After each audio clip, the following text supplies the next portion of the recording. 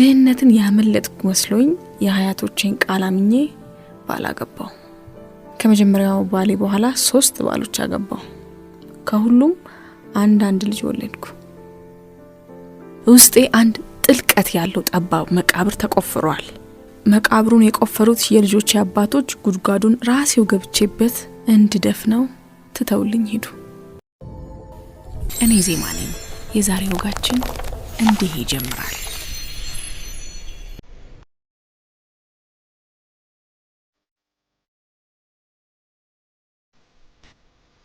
የውድቀት እንባ ከሰዓዳ መሐመድ። በጸጥታ ተቀምጫለሁ። መብራት ስለሌለ ሻማ አብርቻለሁ። የ4 ወር ውዝፍ ስለነበረብኝ ቆርጠውታል። መቼ እንደቆረጡት ራሱ አላስታውስም። ጉልበቱ ዝሎ ከተቀመጠበት መነሳት እንደተሳነው ሰው ልፍስፍስ ብሎ የሚሟሸሽ ክፍል አለ። የማስታወስ ችሎታዬ መሆኑ ነው። ግን እኮ ማስታወስ የማልፈልጋቸውን ነገሮች ከዘመን ድርቆሽ እየፈለፈለ ያወጣቸዋል። ልሸሽ ስሞክር እንኳን እብቁ አይኔ ውስጥ እየተሰገሰገ ይለበልበኛል። በዚህ ሌሊት ማልቀስ አለመቻሌ ለምን ይሆን? ደራሲው ሳይረካበት ቀርቶ እንዳቃጠለው ድርሰት የሆንኩ ይመስለኛል። አንዳንዶቹ ሌሊቶች ሞተው የሻገቱ ህልሞቼን እፊቴ ያጋድሙና እንደ ትኩስ ሬሳ አልቅሽላቸው ይለኛል። አንዳንዶቹ ደግሞ ልክ እንደ ዛሬው ሌሊት ጸጥ ያሉና ምንም የማይደመጥባቸው ይሆናሉ። እነዚህ ሌሊቶች ከዛሬው ጋር ቢደመሩ ስንት ይመጣሉ? ምናልባት እስካሁን የኖርኩትን የእድሜን ግማሽ። ረጅምና አድካሚ ሌሊቶች ነበሩ። የ4 ልጆቼ እድሜ ቢደመር የሌሊቶቹን ብዛት አይስተካከልም። የመጀመሪያው ልጄ 9፣ ሁለተኛው ልጄ 6፣ የሱ ተከታይ ደግሞ 4፣ የመጨረሻው 1። በጠቅላላው ስንት ይመጣል? ኤዲያ በጸጥተኛው ሌሊት ግንባር ላይ ጻፍኳቸው ቁጥሮች ረገፉ። የት ገቡ? ድሮ የሂሳብ ትምህርት ጎበዝ ነበርኩ። የማትሪክ ውጤቴ ቢ ነበር። ድህነትን ያመለጥኩ መስሎኝ የሀያቶቼን ቃል አምኜ ባላገባው። ከመጀመሪያው ባሌ በኋላ 3 ባሎች አገባው። ከሁሉም አንድ ልጅ ወለድኩ። ውስጤ አንድ ጥልቀት ያለው ጠባብ መቃብር ተቆፍሯል። መቃብሩን የቆፈሩት የልጆቼ አባቶች ጉድጓዱን ራሴው ገብቼበት እንድደፍነው ትተውልኝ ሄዱ። በመቃብሩ ውስጥ እኔኑ ፈለግኩት፣ አጣሁት። ወደ መቃብሩ መግባቴን አስታውሳለሁ፣ ግን የለሁም። የት ነው የምገኘው?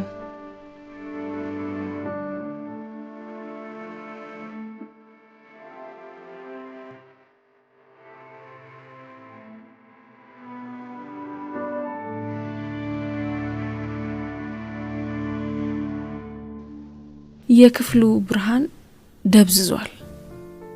በሚገባ ለማየት ተስኖኛል። 2 አግዳሚ ወንበሮች እርጅና ያላመለጠውን ግድግዳ ተጠግተው ተደርድረዋል። ግድግዳው ከዓመታት በፊት የተለጠፈበትን ወረቀት ልሶ የጨረሰው ይመስል እርቃኑን ቀርቷል። በሁለቱ አግዳሚ ወንበሮች በሶ ለመጠጣት የሚመጡ ደንበኞቼ ይስተናገዱባቸዋል። በደብዛዛው ብርሃን ስመለከታቸው በቅዝቃዜ የደነዘዙ ይመስላሉ። ቀን ቀን በመጋረጃ የሚከልለው የኔና የልጆቼ መኝታ በወንበሮቹ ትይዩ ተዘርግተዋል። 3ቱ ልጆቼ እግራቸውን ወደ እኔና ወደ መጨረሻው ልጅ ዘርግተው ተኝተዋል። ተንጠራርቼ ፊታቸውን በእጄ ዳሰስኩ። አቤት የፈጣሪ ያለው የ3ኛው ልጅ ጆሮ እንዴት ነው የሚቀሰቅዘው! ዛሬ ጠዋት ኩራዝ ውስጥ የነበረውን ጋዝ የደፋው እሱ ነበር። ልክ እንደ አባቱ ሸካራ ጸባይና ስለታም አይኖች አሉት። 4 ቀን የሚያገለግለኝን ጋዝ ስለደፋ መታውት። በስለታም አይኖቹ ትክ ብሎ ሲያይን ቆየና የኩራዙን ማቀጣጠያ ገመድ ከምድጃው ወርውሮ አቃጠለብኝ። ደግሜ ያልመታውትም። በመታው ምንም አይመስለውም። ገንዘብ ስላልነበረኝ ከሳምንት በፊት ለመጠባበቂያ የገዛኋትን ሻማ ምሽቱ ከገፋ በኋላ አበራኋት። አሁን ተጋምሳለች። ከሻማዋ አናት ያለው የእሳት ምላስ አይርገበገብም። ከምላሱ ጫፍ በሚገኝ ግን በማይታይ አይኑ ጥቁሩን ጣሪያ ትክ ብሎ የሚያይ ይመስላል። ብርሃኑ ደካማና ረጭ ያለ ነው። በዚህ ዝምታ ውስጥ አንድ ነገር ማየት ብችል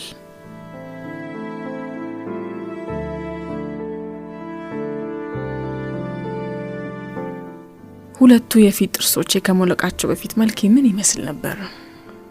ሁለቱን ጥርሶቼንና ያሉኝን ጥቃቅን ንብረቶችን ሁሉ የመጨረሻው ልጄ አባት ቤት ጥዬ ስለወጣው ፎቶዎች የሉኝም እና የድሮ መልኬ ምን አይነት ነበር? ይገርማል።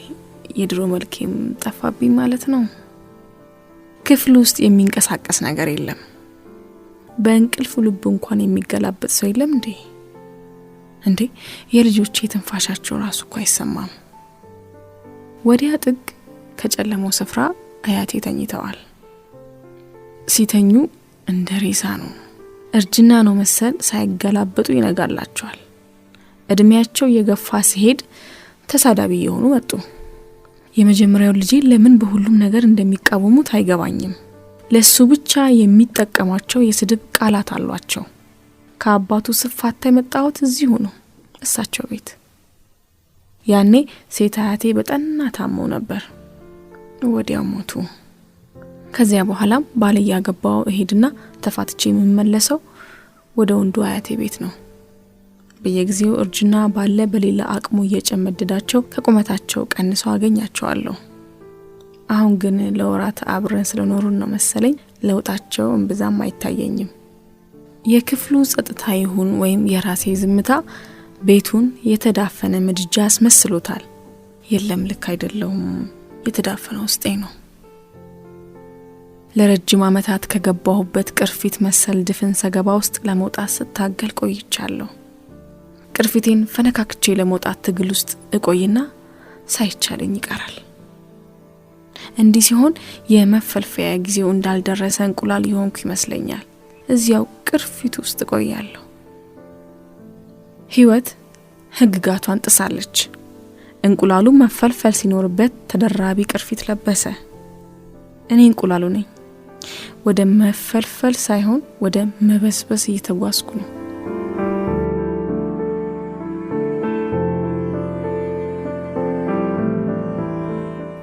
የመጀመሪያው ባሌን እወደው ነበር፣ ግን አሁንስ እጠላዋለሁ።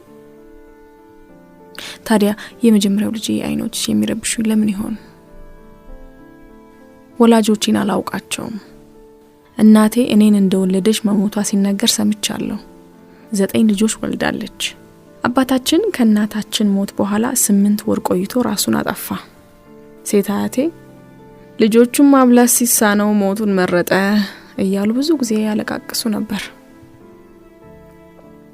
ታላላቆቼም ከአባታችን ህልፈት በኋላ አንድ በአንድ ቤቱን እየጣሉ ጠፉ። ሁሉም ወንዶች ናቸው። አሁን የት እንዳሉ ማንም አያውቅም። የኔም ልጆች አንድ ቀን ያሉበት አይታወቅ ይሆናል። በአያቶቼ እጅ አደግኩ። እናቴ ብቸኛ ልጃቸው ነበረች። እኔን ልክ እንደ ልጃቸው ይወዱኛል፣ ይንከባከቡኛል።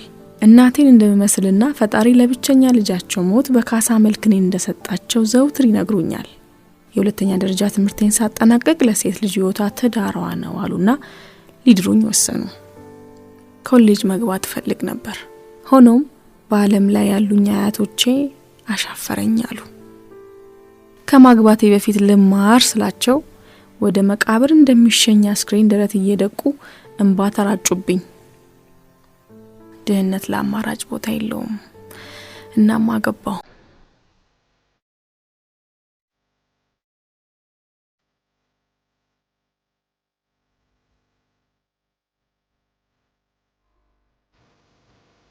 ባሌ ሊያስተምረኝ ቃል ገባልኝ። አመንኩት። መጀመሪያ ልጅ መውለዳችንን ስለፈለገው ወለድኩ። እሱ ግን ሌላ ሴት ወደደና ፈታኝ። የትምህርት መረጃዎችንና ልጄን ብቻ ሰጠኝ። እየወደድኩት ስለጠላኝ በልቤ ውስጥ የገነባው የሐዘን የውሃ ልክ ዛሬም ወደ ውስጥ የማንጠባጥበውን እንባይን ከትሮ ቆሟል። እሱ የኔ ኮከብ ነበር። ወጥቶ ሲገባ በስስት አየዋለሁ። አሁን ምናቸውም የማይታወሰኝን ወንድሞቼን በሱ ውስጥ ፈልጋቸዋለሁ። አጥቻቸው አላውቅም። 2 ዓመት አብረን እንደኖርን እሱም ጠፋ።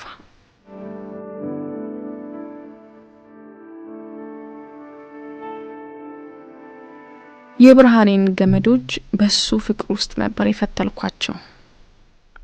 የምጠራው አባትዬ ብዬ ነበር። ልጃችን እስኪ ጠነክር አላስቸግረውም ብዬ ትምህርቴን አቆየሁት። አሁን ሳስበው የሚወደውን እስኪያገኝ ነበር ያገባኝ ወይስ ምንም ድርሻ ሳይኖረኝ ነው ወደዚህ ዓለም የመጣሁት? የባለቤቴ ነፍስ ከፍቅሬ ደጃፍ መራቅ ስትጀምር በጸሎት ተጠመድኩ።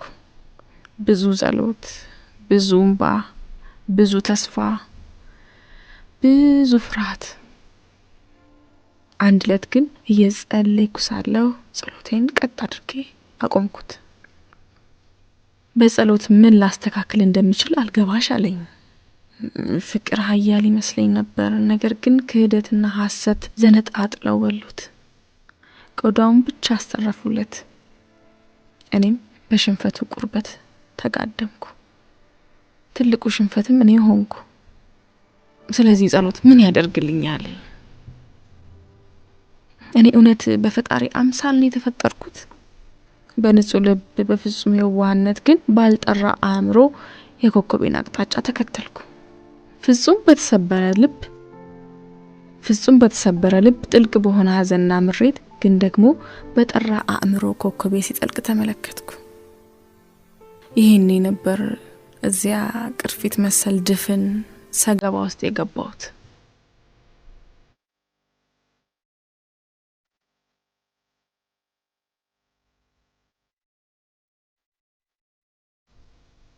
በክፍሉ መጨረሻ ጥግ ከሚገኘው የአያቴ መኝታ በላይ አንድ የቀን መቁጠሪያ ተለጥፏል። 4 ዓመት አልፎታል። አንዳንድ በሶ ለመጠጣት የሚመጡ ደንበኞቼ ይህ ካላንደር የበሶ ንግድ ፈቃድሽ ነው እያሉ ይቀልዱብኛል። አያቴ ግን በቀልዱ ደስተኛ አይሆኑም።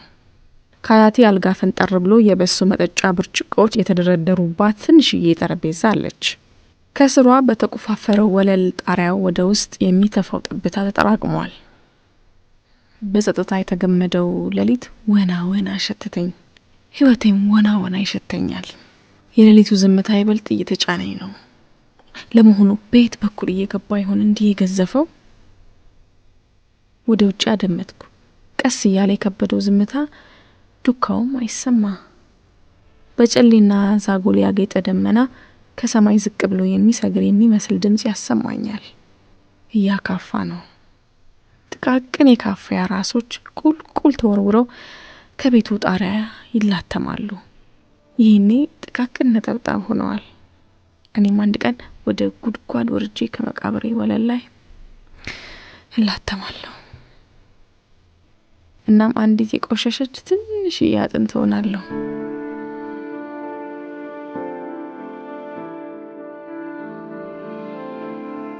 የዝናብ ጠብታዎች ጫጫታ በእጥፍ ጨመረ። ቋንቋቸው አንድ ወጥ አይደለም። እንዴት ይግባባሉ? ላዳምጣቸው ይሆን? ምን እያሉ ነው? ምን ነው በቀረብኝ ኖሮ የማይግባቡ ሀሳቦች እንቀሰቀስኳቸው። የመጀመሪያው ባሌን ከፈታ በኋላ መማር አልነበረብኝም? ግን እንዴት መማር እችል ነበር? ልጄን የማሳደግና አያቶችን የመጦር ግዴታ ነበረብኝ። የህይወት የማይዘልቅ ግዴታ። የአያቴ ጡረታ ገንዘብ ትርፏ ሰቀቀን ነበር። ሳሙና ፋብሪካ ውስጥ በ150 ብር ተቀጠርኩ። የኑሮዬን ቀዳዳዎች ብዛት ለመጀመሪያ ጊዜ ልብ ያልኩት ያኔ ነው። ሁሉንም መድፈን የነበረብኝ ደግሞ እኔው ነኝ። ከሁለተኛው ባሌ ጋር የተገናኘ ነው ያኔ ነው። የልጄን አባት ለመርሳት ጥሩ አማራጭ መሰለኝ። ሰንበሌጥ የምታህል ምርኩዜን ንፋስ እንዳይወስዳት ታገል ነበርና አገባሁት። ጥሩ ስራ ነበረው። ስራዬን ትቼ ቤቱ ገባሁ።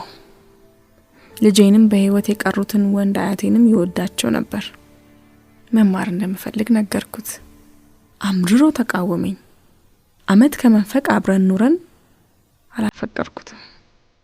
ወደድኩት። ድንጉጥ አይኖቹ ልቤን ይሰራስሩት ነበር። እጆቹ እንደ ህፃን ልጅ ገላ ለስላሳ ናቸው። ፈጣሪውን ይፈራል። በሃይማኖቱ ጥብቅ ስለነበር አመንኩት። እሱ ግን ትልቁ ከሃዲ ሆኖ ተገኘ።